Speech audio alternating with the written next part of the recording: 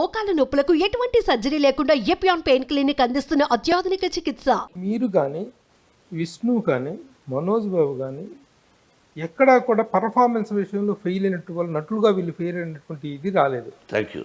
కానీ కెరీర్ పరంగా చూసుకుంటే సక్సెస్ ఫెయిల్యూర్ పరంగా చూసుకుంటే మాత్రం ఒక బ్యాడ్ పీరియడ్ నడుస్తుందా, ఒక దురదృష్టం మీరు ఇందాకన్నట్టు దురదృష్టం అనేది నడుస్తుందా అర్థం కాదు.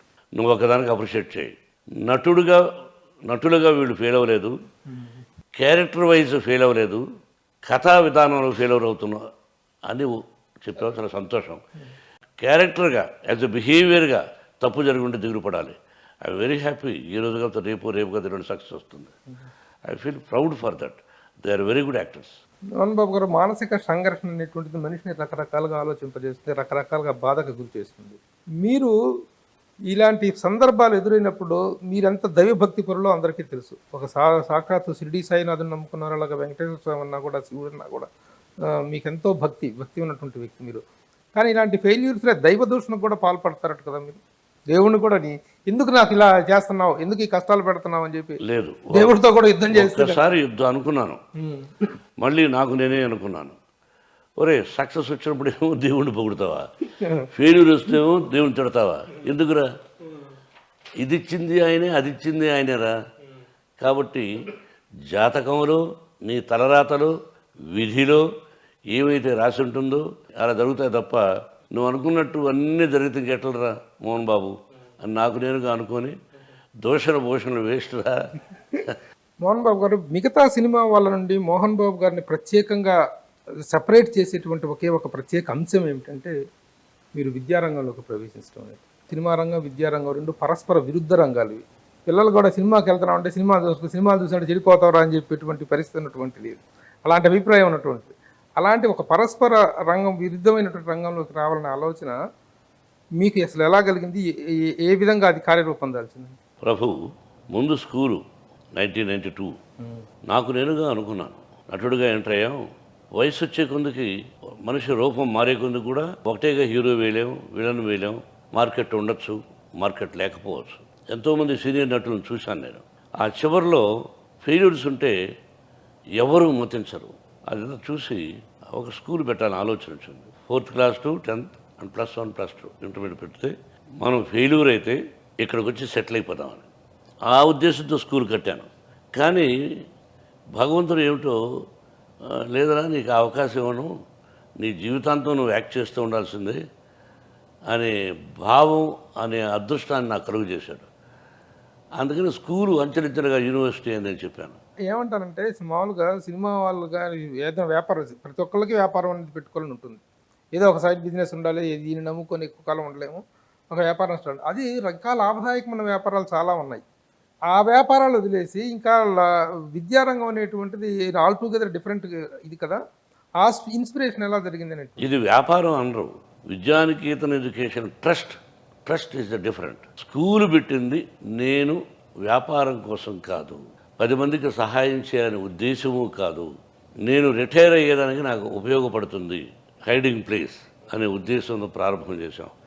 వ్యాపారం కూడా కాస్త ఉండొచ్చు, బట్ ట్రస్ట్ వ్యాపారం కాదు. స్కూలు సపరేట్గా పెడితే అది వ్యాపారమే.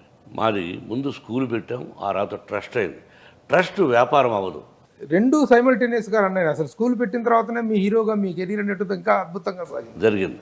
యాక్చువల్గా దానికి ముందు అల్లుడు గారికి ముందు మీ కెరీర్ అనేటువంటిది చాలా డోలాయమైన స్థితిలో ఉంది. డోలాయం గారు గీలాయం కాదయ్యా, కరెక్ట్గా మాట్లాడు. అల్లుడు గారికి ముందు 1990లో ఆ మధ్యలో 2-3 సంవత్సరాలు ఏది జీరో, నిర్మాతగా జీరో, హీరోగా జీరో, విలన్గా జీరో కాదు, మైండెడ్, నటుడిగా జీరో కాదు, ఫెయిల్యూర్ అని ఒప్పుకోవాలి. చెప్పు ధైర్యంగా. డోలామయమేంటి, నేనేమైనా అవమానంగా ఫీల్ అవుతానా?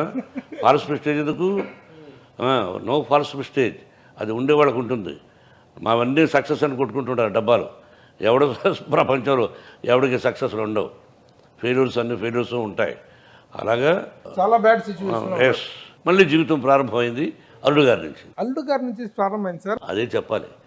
అల్లుడు గారి ముందు షిరిడి సాయిబాబా టెంపుల్కి వెళ్ళాను, షిరిడీకి భార్యాబిడ్డలతో. ఫస్ట్ టైం నేను, నిర్మల, లక్ష్మి, విష్ణు, మనోజ్ 90లో వెళ్ళి భగవంతుని సన్నిధానంలో అలా కూర్చున్నాను. ఎదురుగా ఎవరో రికమెండేషన్స్తో నన్ను అలా కూర్చోబెట్టారు కుటుంబాన్ని. నేను ఏదో కొన్ని ప్రశ్నలు వేశాను. ఆయన ఎవరైనా అడుగుతారుగా, నువ్వు అడుగుతావు కదా, ఎవరైనా అడుగుతారు. నాకు నేనుగా కొన్ని ప్రశ్నలు వేశాను. మరి ఏంటన్నాను.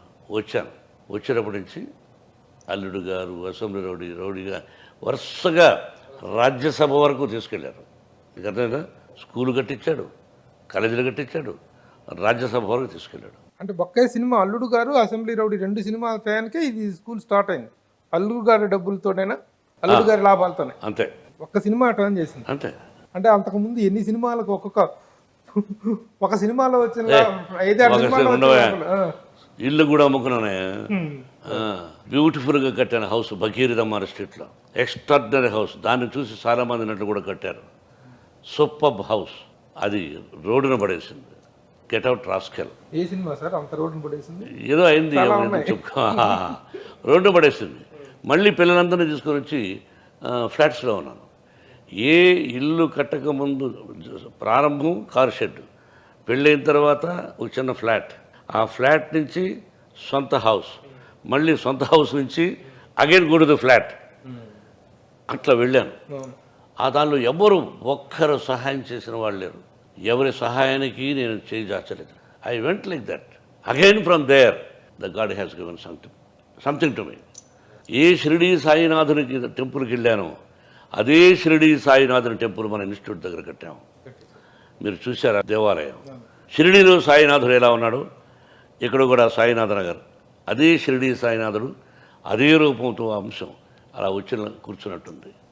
నువ్వు అక్కడికి వెళ్ళక్కర్లే, ఇక్కడ చూస్తే చాలు. ఇంత దూరం వెళ్ళక్కర్లే. అందుకే వెంకటేశ్వర స్వామి దర్శనానికి వచ్చిన ప్రతి ఒక్కరూ ఇక్కడికి వచ్చి ఈ బాబా దర్శనం చూసుకుని వెళుతున్నారు. అలాగే నాకు నక్షత్రవనం అవుతుంది. ప్రభు ఇస్ మోస్ట్ ఇంపార్టెంట్.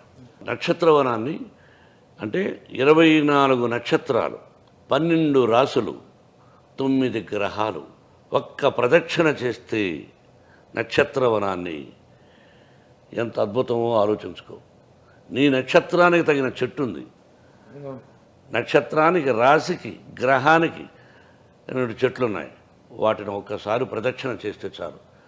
అటువంటిది నాకు బెంగళూరు గురుదేవ్ శ్రీ శ్రీ రవిశంకర్ గారు ప్రసాదించింది. ఆయన అడిగితే ఆ మొక్కలు ఎక్కడెక్కడి నుంచో తెప్పించిచ్చారు. ఆ మహానుభావుడికి నమస్కారం. ఆయన ఇచ్చింది నాటాను. You have seen.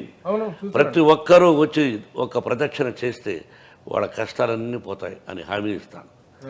I have that confidence. Sir, విద్యాలయాలు ఈ రోజున భారతదేశంలోనే వన్ ఆఫ్ ద టాప్ ఇన్స్టిట్యూట్స్గా, టాప్ ఎడ్యుకేషన్ ఇన్స్టిట్యూషన్స్గా ఇవి షైన్ అవుతున్నాయి. మీరు చదివింది కేవలం పీయూసీ, బిఏ. ఆ తర్వాత వెంట the YMC college of physical education, lower grade of physical. ఆ తర్వాత ఉద్యోగం.